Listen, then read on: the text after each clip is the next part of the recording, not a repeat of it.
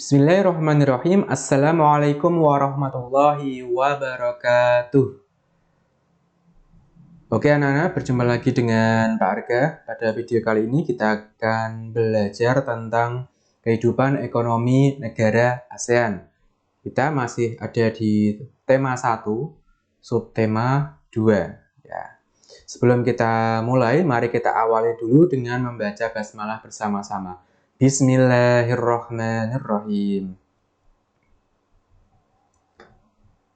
Nah, dalam surat Al-Furqan ayat 67 berkaitan dengan ekonomi disebutkan bahwa dan orang-orang yang apabila membelanjakan harta mereka tidak berlebih-lebihan dan tidak pula kikir dan adalah pembelanjaan itu di tengah-tengah antara yang demikian.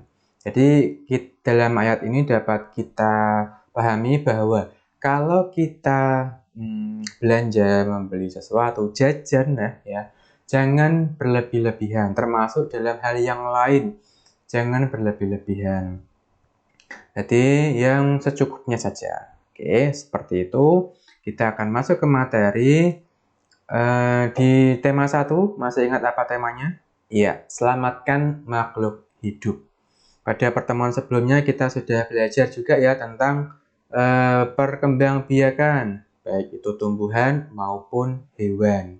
Nah, berbagai tumbuhan dan hewan yang ada di dunia kita, di bumi kita, itu sangat membantu penduduk, terutama di kawasan Asia Tenggara dalam bidang ekonomi. Nah, kondisi geografis di Asia Tenggara itu membantu penduduknya memanfaatkan hewan dan tumbuhan dalam kehidupan sehari-hari. Ikan misalnya banyak dijual dan juga dikonsumsi. Hewan ternak banyak yang dijual di dalam negeri, bahkan sampai ada yang mengekspornya ke luar negeri. Hasil pertanian dan perkebunan juga jadi sektor utama ekonomi di berbagai negara.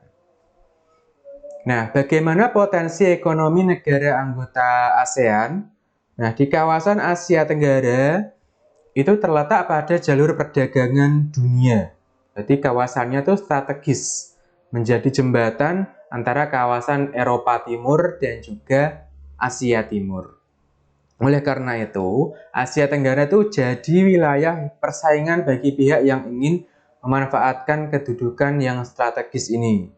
ASEAN memiliki peran sebagai wadah untuk menghindari adanya persengketaan atau perselisihan yang mungkin terjadi. Nah, dengan posisi yang strategis ini, setiap negara di kawasan Asia Tenggara memiliki kekayaan sumber daya yang jadi kekuatan negara. Kita akan melihat satu persatu apa potensi ekonomi dari masing-masing negara anggota ASEAN. Masih kita ingat bahwa jumlah anggota negara ASEAN ada 10 negara. Kita akan membahasnya satu persatu. Yang pertama adalah Brunei Darussalam. Nah, negara ini terkenal dengan kekuatan sumber daya alam berupa minyak bumi dan gas alam. Brunei jadi negara di Asia Tenggara yang memiliki pendapatan per kapita tertinggi karena gas alamnya. Oke, kemudian negara kedua ada Filipina. Nah, mata pencaharian sebagian besar penduduknya adalah di bidang pertanian. Filipina berhasil menjadi salah satu negara di dunia yang dapat membangun dan mengembangkan pertaniannya dengan baik. Beberapa produk unggulan hasil pertaniannya diekspor ke berbagai negara seperti nanas, padi, kelapa, dan gula. Hasil pertanian ini juga yang menunjang perkembangan ekonomi negara Filipina. Kita lihat ke negara yang ketiga, yaitu negara kita Indonesia. Sebagai negara kepulauan terbesar di ASEAN, Indonesia memiliki ragam sumber daya alam yang sangat kaya.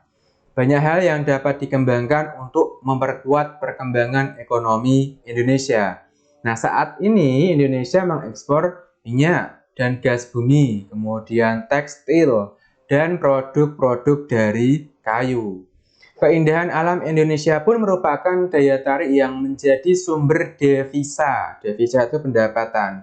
Sumber devisa negara dari sektor pariwisata. Kita ke negara yang keempat. Di sini ada Kamboja.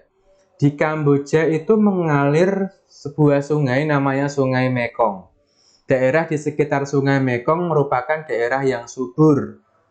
Mata pencaharian penduduk Kamboja adalah pertanian. Nah, hasil pertanian Kamboja yang besar itu ada padi dan karet. Lalu kita ke negara yang kelima. Negara kelima ada Laos. Nah, Laos ini tetangganya Kamboja.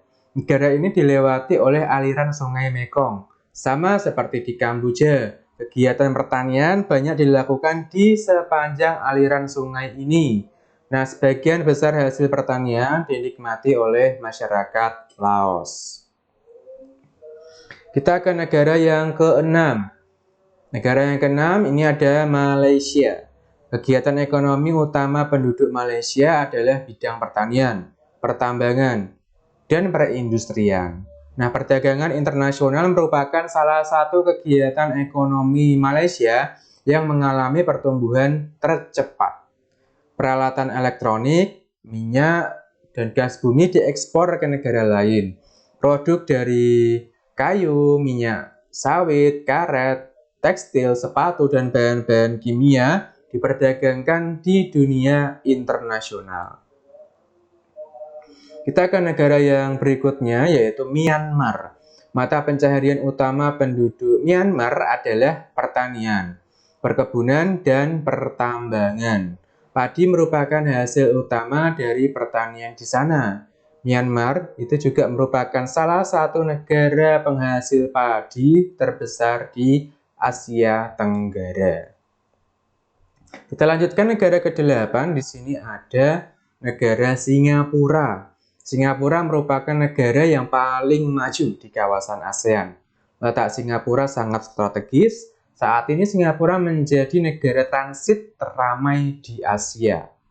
Meskipun negaranya kecil, tetapi ini termasuk negara yang paling maju di ASEAN. Lalu negara yang ke-9, di sini ada negara Thailand. Thailand sering disebut sebagai lumbung padi di Asia Tenggara. Padi memang merupakan hasil pertanian terbesar di negara ini. Selain itu, perkebunan, kehutanan, pertambangan, dan industri juga merupakan kegiatan ekonomi penduduk Thailand. Saat ini, penghasilan utama Thailand adalah sektor pariwisata. Keunikan bangunan budaya Thailand menjadi daya tarik tersendiri bagi para wisatawan mancanegara.